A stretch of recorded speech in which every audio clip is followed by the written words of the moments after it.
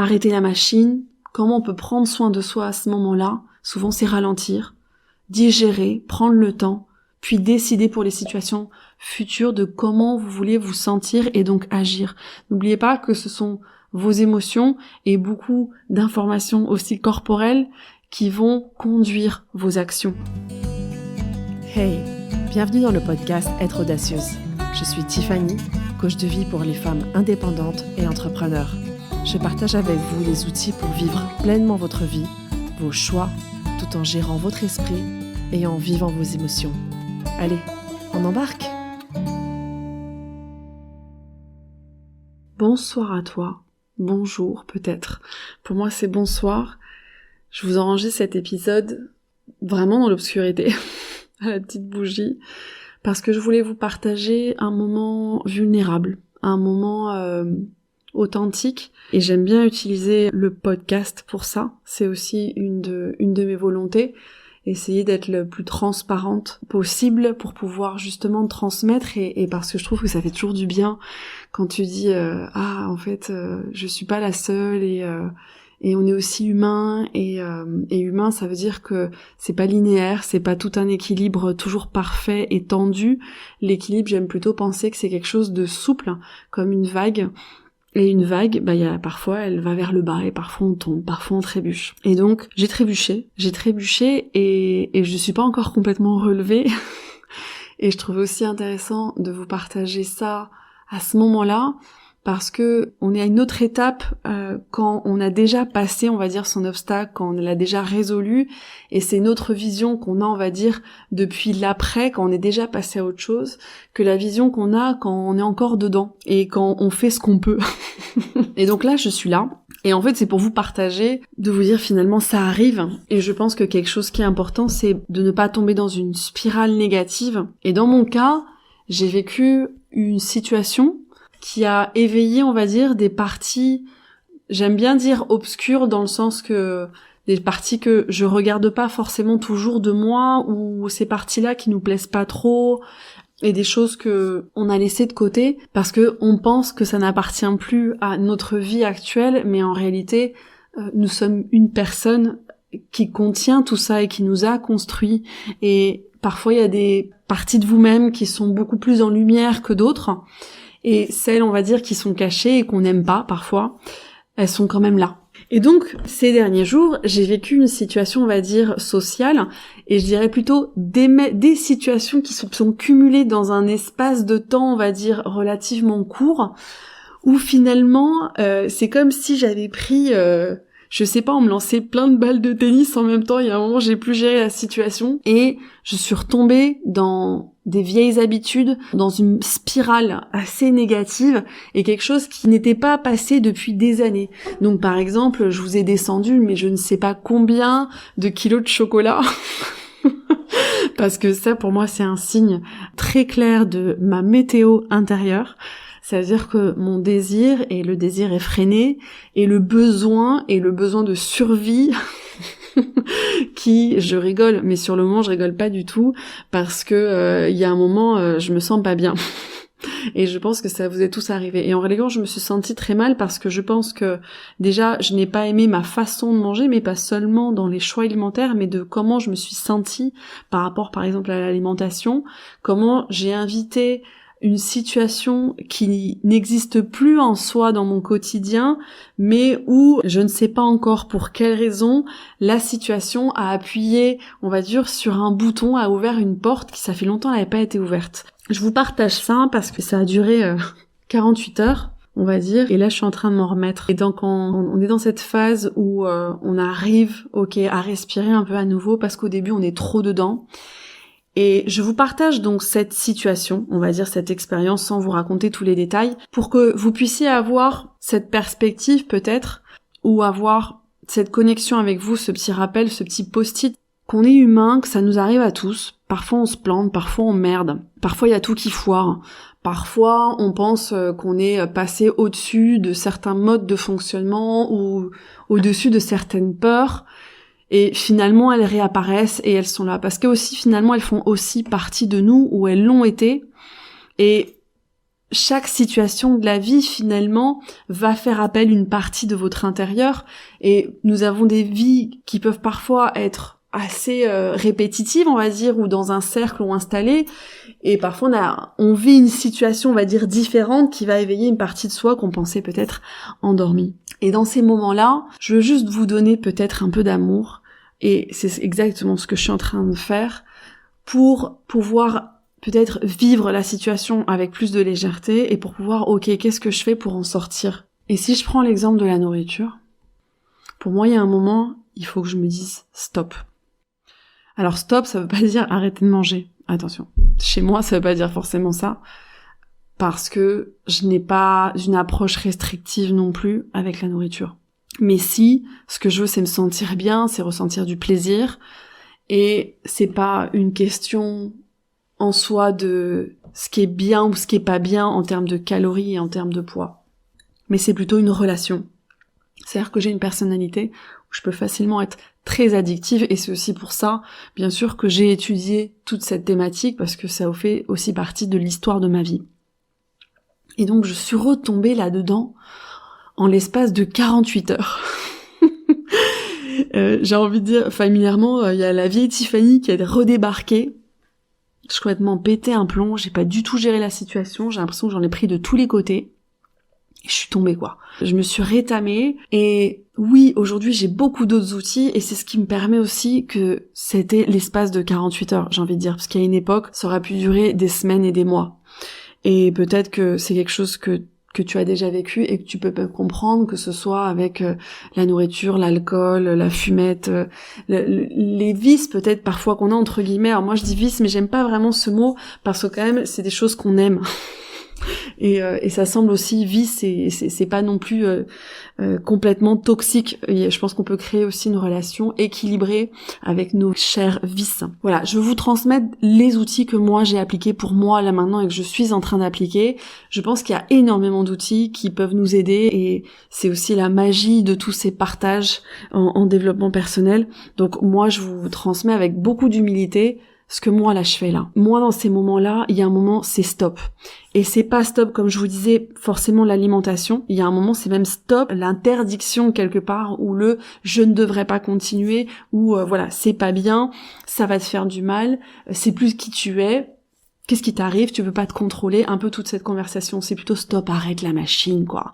Arrête cette spirale infernale, arrête cette spirale négative où t'es en train de voir le drame partout et t'es en train de te dire justement que tu es complètement tombé, que t'es tombé dans un trou noir et que la situation elle est insupportable et ingérable. Et donc c'est stop. Et moi, ce qui me sauve, c'est de me poser la question: comment je peux prendre soin de moi à ce moment-là? Souvent, moi, c'est ralentir. À ce moment-là, ça veut dire qu'est-ce qui est faisable, qu'est-ce qui est à ma portée. Parce que je pense que trop souvent, on se met le tout ou rien ou une barre trop haute. Et quand on est dans un moment de crise, un moment de spirale comme ça, infernale, dans son petit monde interne, on a tous ce petit côté obscur qu'on montre pas forcément à tout le monde, qu'on a envie de garder pour soi, et on l'a tous.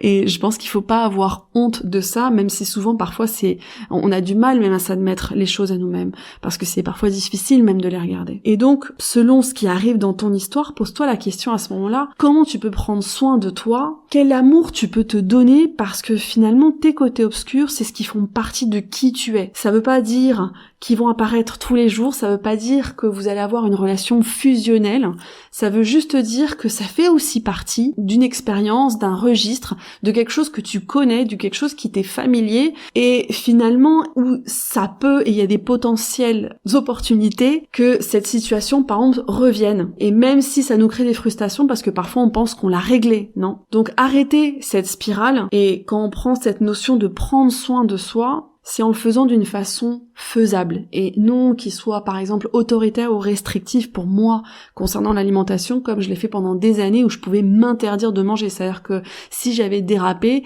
c'est-à-dire que ok quoi, c'est le régime mais strict, là on serre la ceinture, il faut absolument faire disparaître cette situation. C'était radical et c'était hyper autoritaire.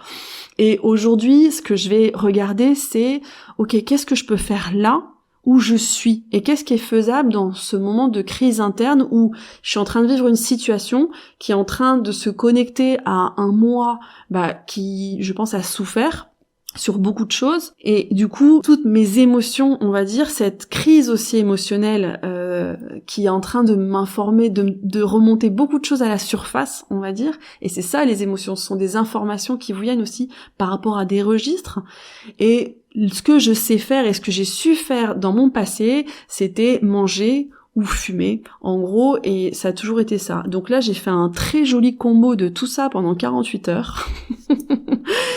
Et donc, pour m'arrêter, il faut que je regarde où je suis. C'est-à-dire que moi, je passe pas à une situation complètement extrême et restrictive. Le troisième point que je vais m'accorder, c'est digérer. C'est-à-dire que prendre le temps. Et ça s'appelle être humain, ça s'appelle avoir de l'empathie avec soi, ça s'appelle faire la différence entre ce que tu es et ce qui s'est passé ou ce que tu as fait ou comment tu as réagi. Ce qui va te définir, ce sont pas tes actions, ce sont tes décisions que tu vas prendre sur ça.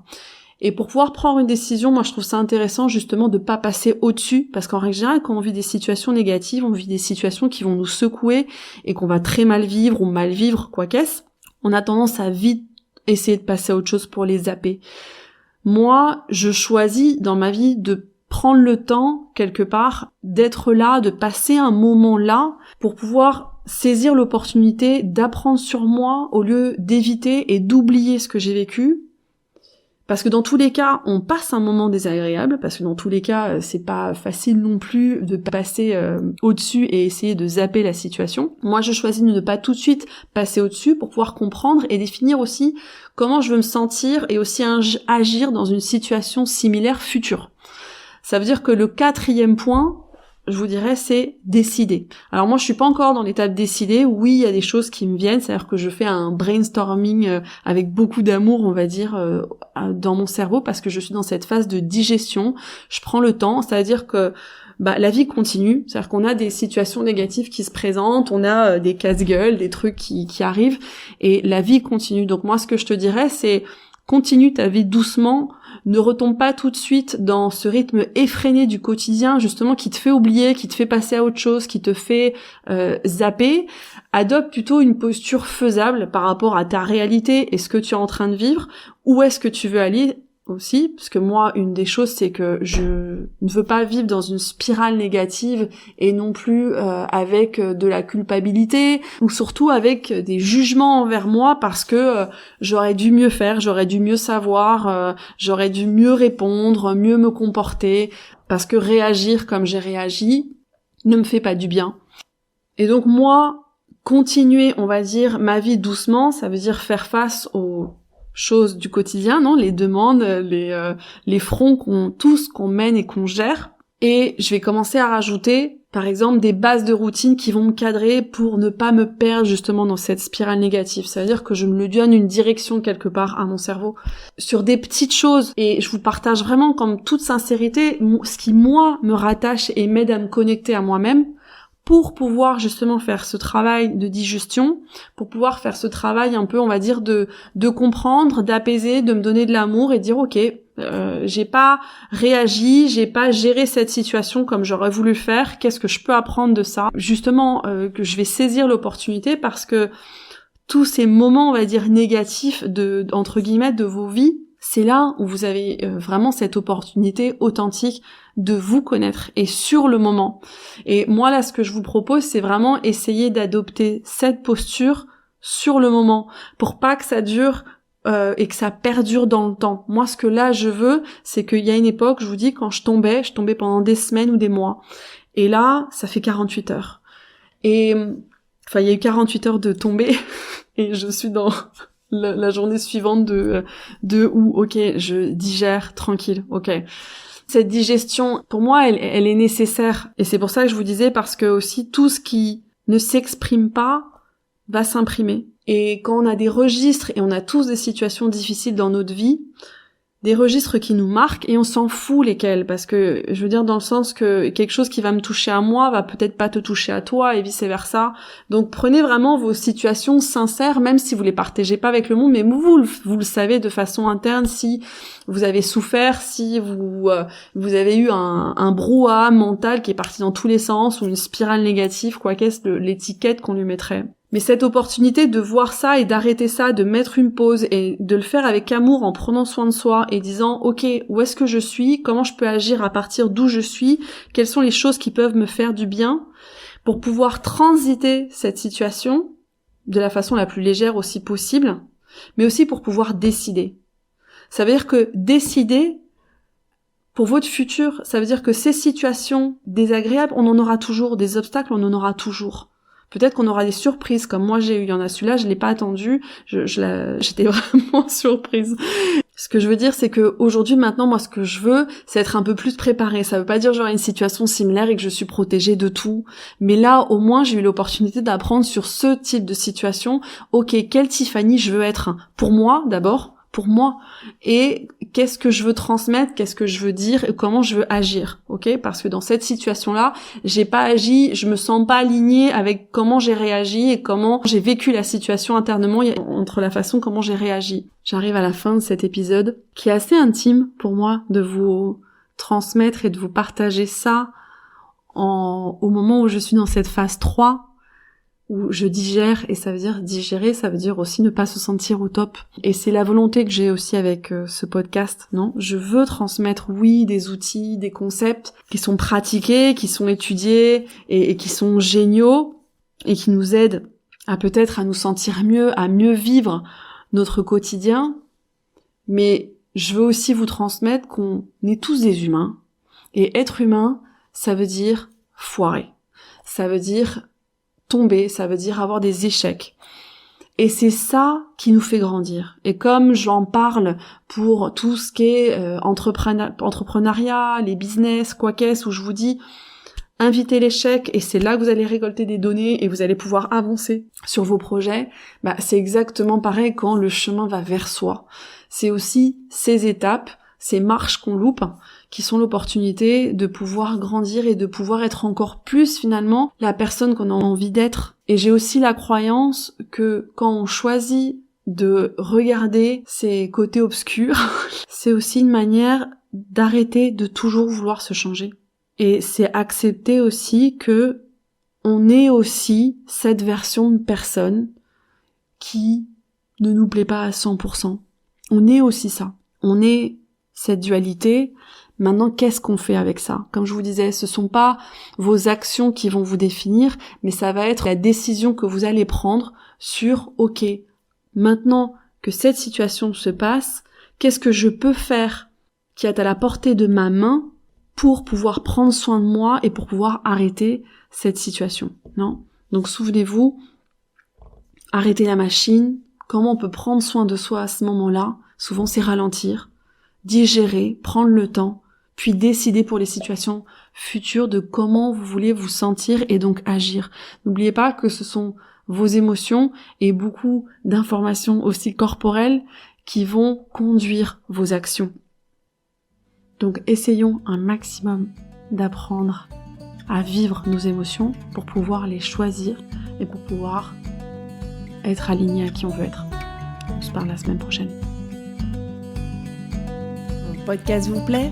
Abonnez-vous pour ne manquer aucun épisode. Partagez-le avec vos proches et soutenez-moi en laissant un avis 5 étoiles sur la plateforme que vous utilisez. 1000 merci. Et si vous voulez bénéficier d'un accompagnement, je vous invite à vous rendre sur mon site internet tiffanymaquet.com. Vous pourrez réserver une session gratuite de coaching avec moi, mais vous trouverez aussi l'information sur mon programme pour les femmes entrepreneurs qui veulent lever leurs barrières limitantes pour atteindre leur objectif.